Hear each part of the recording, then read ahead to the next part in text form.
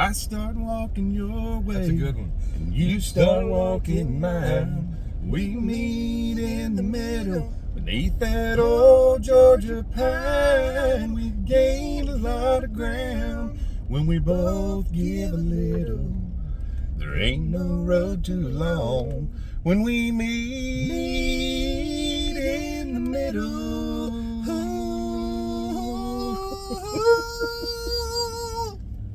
You nailed it. I was trying. You nailed it, man. I don't have all Gene's high notes that he had up in there. That's a good song. That was good for early morning. Yeah. Singing. That's one that we liked a long time ago. That was like early 90s, I'm thinking. It was. Yes. When Diamond Rio was killing it. I remember getting that CD. Oh, yeah? I mean, we had a lot of CDs. We were CD collectors. Oh, that's a fact. We didn't know at the time we'd be know. collectors. No. We thought we were users. A lot of y'all know too, our dads were huge movie collectors. Oh, yeah. I mean, they had every movie on every platform, format, everything. And but then we came along and we were music collectors. I would say tapes and CDs. In case y'all didn't know, hello everybody, I'm Will Reed. And I'm Langdon Reed. And we are Wilson Fairchild. Yes. And back to what you were saying. We're in the truck having a big discussion. Just back to what you were saying. Yeah, about music. Yeah. Movie collectors, and then we had tons of CDs. When CDs came out, we were buying them daily. Everywhere. Mm-hmm. We had, and I had the 6-disc CD changer. I did too. And I'm just saying. Bragger. I'm just saying that was important to us. Do you remember every time we went to Nashville, we would always go out to Tower Records? Oh, yeah. Out on the West End? Because you know what? That's probably the first place that you and I started buying classic country music. Yes. Not only Diamond Rio, the newest thing out, but we were finding stuff from the 50s, 60s, 70s on CD for the first time. Yes. Oh my gosh, that was so much fun. I love that. We bought a lot of CDs. Yeah, and I'm thinking about the music format. Because we came along with cassettes. Right. I mean, there was first, I guess, vinyls. Yeah. And which you can't play in the car. No, you can't. No. You can. It's difficult. It's very difficult. They skip. And then I guess 8-tracks was after that. So yeah, and 8-tracks were before us because the format was not good and it did not last very long. And I never bought an 8-track. I knew we had an 8-track machine in our house, so I knew how to work it. Yeah. But I didn't understand that whole thing about it cutting off in the middle of a song and then it jumps to the I remember, although I did have a stereo that had a record player, cassette, and an 8-track in it. And it was pretty cool. Remember, it ended up in Mom and Dad's basement. It was that one. It was that one. But the only 8-tracks I ever had was somebody from Mercury Records had sent me some 8-tracks after the 4th of July.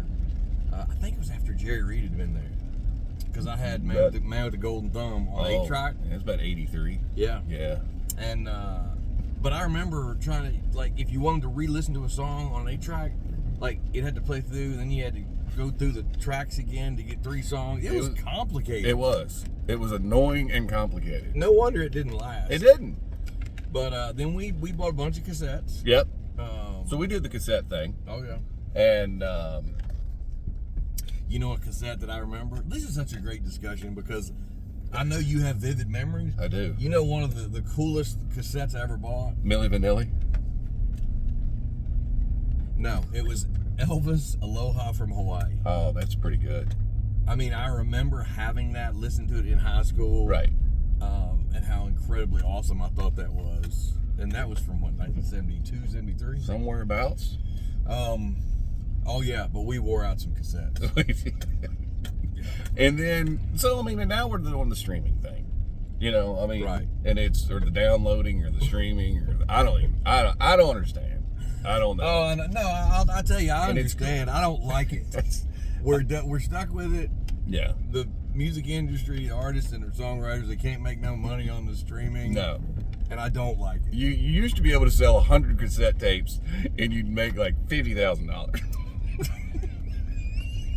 Now, Exactly. Now you get 9 trillion streams, Yes. and you make $4.23. Yes. It's And that's not good.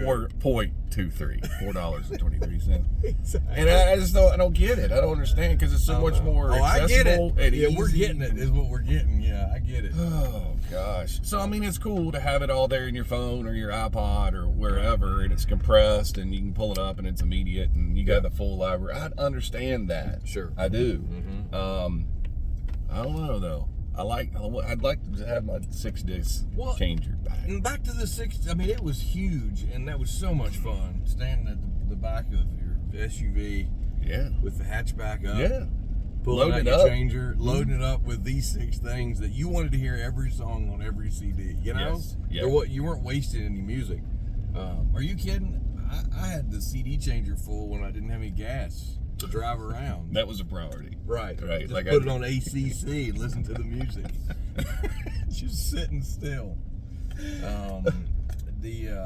No, you mentioned Diamond Rio. It was great. But back to early 90s, we were big Randy Travis fans. I remember Clint Black Killing Time when it came out. Yep. Had to have that. Everything that Alan Jackson did. Yep. Leon all that. Womack. Yeah. But no, and Ricky Skaggs. Oh, yeah. Back when he brought bluegrass back to the forefront, Yes. we had the CDs. Now I remember the Live in London CD that you said about Ricky Yes. Skaggs. Yes. We had that on cassette. Yes. I mean, and wore it out. Wore it out. Yeah. Yeah, Yeah, because Ricky was killing Telecaster. he was. It's a great little good. side note about that. You remember when we had Ricky Need Skaggs? above your raising. We had Ricky Lay down to Skaggs earth with me. record a song that we wrote. Very, very blessed and fortunate to have that happen. And we were at the listening party for that release, and then we were talking to him and said, man, that Live in London CD where you're playing the purple telly on the front, that is amazing. We kind of geeked on him there for a minute. We wanted him just to know that we knew. We don't want to, we and he's like, joking. no, I never had a purple telly. And we're like, yeah, it's the Live in London one. Yeah, you did. Yeah. He's like, no, he wouldn't take it up with us. Ricky, yeah, And you did. so we had to pull it up on our phone and get everybody in the room to be on our side that, yes, this is Ricky Skaggs. He did have a purple Telecaster. Yeah. And it was on the front. And so that was the day that we took Ricky Skaggs down with the Telecaster. We took him down to Chinatown. Yeah. Above your raising. I love that Sound like- stuff, man. It was so good. He getting high on Need above your raising. Yeah, absolutely. He sound like Gene Johnson again from Diamond Rio. And Ricky Skaggs, just unbelievable artist and talent, and his legacy is amazing. But I remember, getting to know him and getting to know friends of his, how the last thing he wanted to do in the studio was sing. Like he was such an entertainer, such a player, and it's like, well, man, that was your whole career was singing. What are you talking about? Yep. Yeah, I hate recording my vocals. Like, well, that's funny. So there you go. You got so I think- CDs. No. All right, so let's go ahead and wrap this up. Yeah. It's not my fault that they quit putting players in all the cars. Nobody's blaming you, or even That's ridiculous. or even on your computer. Right. Can't have And it they on took your computer. the CD-ROM out of your computer. Yeah. Oh, I think somebody's controlling us. You think? You think maybe? They didn't ask us. I know that. So And by the way, we have the answers to all this. Just nobody's asking us. exactly. Go ahead. So anybody else upset about that you can't put a CD in a car anymore? Right. And I'll say this too. Of course, it's been a dwindling format. We do still sell a lot of CDs and sell them at shows. People that are into that.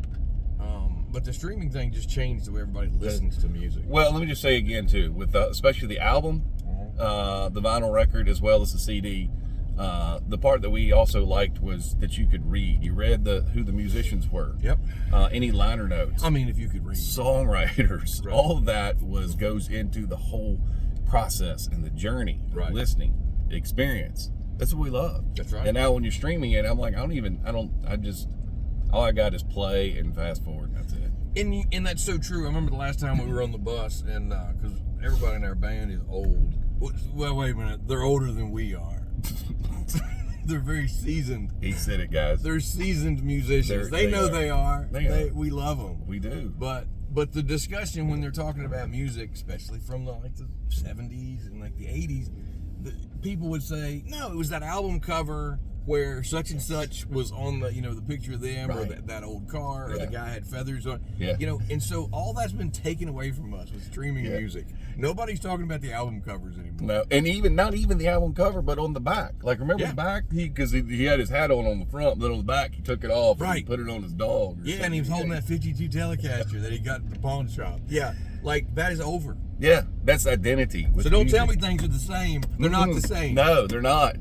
They're not the same. We want hard format back. So tell us, what format do you all miss the most? And if you think we ought to put record players in cars again, You'll do it. I'll do it.